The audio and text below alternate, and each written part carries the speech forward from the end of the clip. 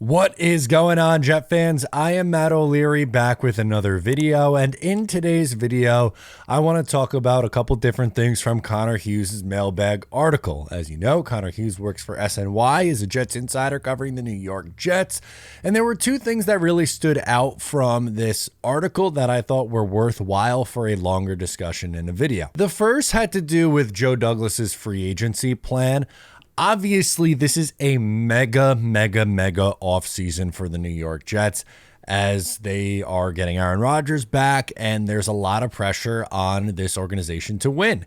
And Joe Douglas and Robert Saleh, I think, would be fair to describe their seat as very hot heading into the 2024 season. So here's the quote from the answer on if Joe Douglas will be a little bit more aggressive. He says, anyone expecting Douglas to treat this offseason any different than previous offseasons will be disappointed. There's this old adage out there that no one spends like a desperate general manager. That's largely true. Guys go out there and spend like crazy to save their job. Not once have I gotten the sense that that's how Douglas will operate. Yes, he's on the hot seat. He knows that, but he's hell-bent on his belief that the best way to build a team is by not spending wildly on the open market. He'll sign guys, absolutely, but he's going to look to improve the team the way he has with his previous 4 years with signing guys like Corey Davis, Carl Lawson, etc. I have mixed feelings on that answer because I agree that I think going out there and just throwing buckets and buckets and buckets and buckets of money out there in free agency isn't always the wise thing to do. That's not the best way to build the roster. But you also, like, I'm not the kind of person who say ignore free agency. You have to build exclusively through the NFL draft. That is also not realistic. And when you consider the misses that there's been, granted, there's been a lot of big hits as well. 2022 draft class has been the biggest one, the biggest calling card. But this is year 6 of Joe Douglas, and there are still very major question marks on the offensive line, and they will need to find 3 new starters. That is a very tough ask. They also need a pass catcher, another wide receiver. So they're going to have to spend something. I don't want them to just cheap out, though. And not that Corey Davis and Carl Lawson were cheap out options. I really was a big fan of the Carl Lawson signing at the time. I thought he was an up-and-coming player, and unfortunately injuries derailed his time here with the New York Jets, it really feels like. He had a pretty productive 2022 season, but didn't play at all in 2021 and was pretty much a healthy scratch for most of 2023.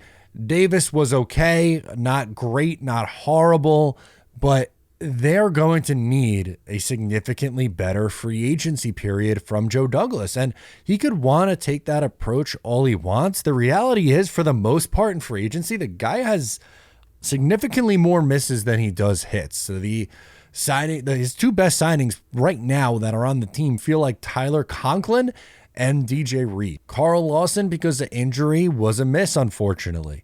On the offensive side of the ball, Laken Tomlinson was a big miss. Allen Lazard's been a miss so far. Dalvin Cook was a miss last year. Ryan Khalil in 2019 was a miss. Dwayne Brown, not great.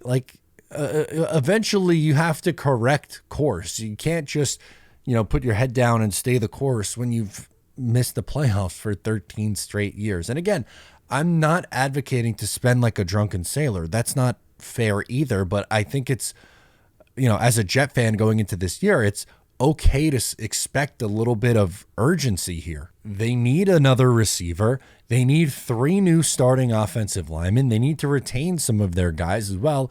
You could be active and spend smartly. Like, for instance, I'm wearing the Talking Jets hat today. By the way, check it out, talkingjets.com if you want to get your own.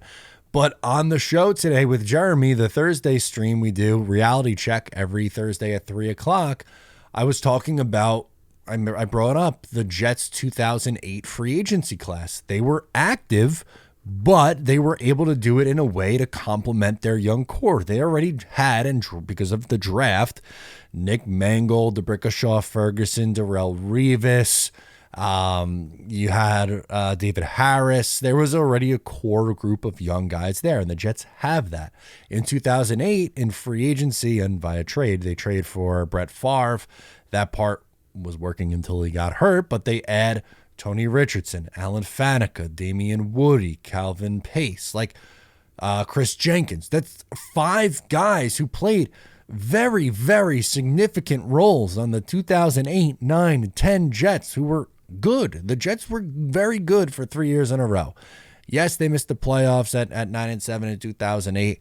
That was very frustrating, obviously, but there was a 3-year run because of free agency and acquiring some solid veterans to complement their young core. It worked very well. That's the point here, is that Joe Douglas has to find the right guys. It's not just, oh, don't spend the big money in free agency or blow or spend the most amount of money to get all the good players. That's not the case. You just got to find the right veterans to bring in here at the right price to get the most value out of them to contribute to this team. All right, now the second part of this that I wanted to get into today was a name in the NFL draft about a quarterback prospect.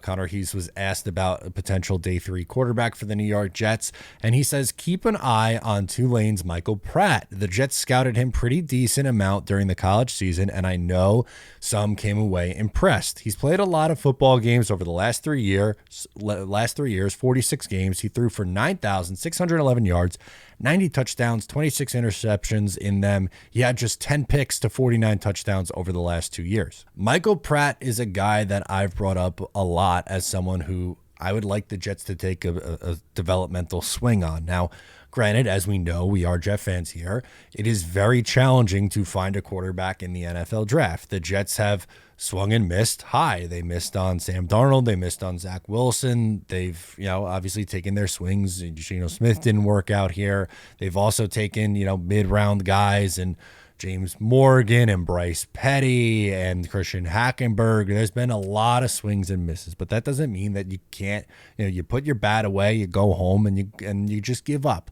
You have to continue to take the swings. And for someone like Michael Pratt, who I think is probably a 3rd, maybe 4th round guy, he is a day 3 prospect that I like. And again, you're going to say, well, he's not a perfect prospect. Of course not. If he was, he'd be going in the 1st round. But when you're looking for mid-round guys, you have to really, hone in on traits and some things that he does well. I like his speed element. He ran a 4.65 40, which is 84th percentile for quarterbacks. He's mobile. He can escape the pocket. He doesn't have the biggest arm. That's probably his biggest downfall, is his arm strength. He doesn't really push the ball down the field a lot, but on the short to intermediate stuff, I think he's comfortable, and I do like his legs extending plays. So I think he's gotten better with the football and decision-making as time's gone on at his career in Tulane.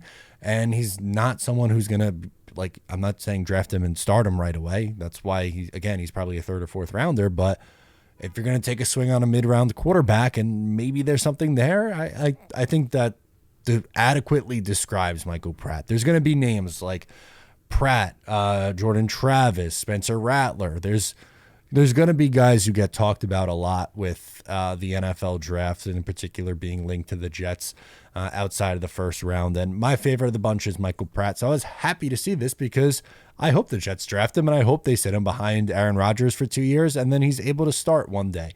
Maybe we see him in the preseason, he balls out, we talk about him, and just have some fun on the timeline. Why not? So those were my 2 biggest takeaways from this article from Connor Hughes today. I want to hear your thoughts on both sides, whether it's Joe Douglas's free agency approach, how would you like to see him approach free agency, or Michael Pratt. Let me know your thoughts on Pratt or Joe Douglas in the comments. I am Matt O'Leary. Subscribe if you're new. Give the video a like before you go, and I'll catch you next time.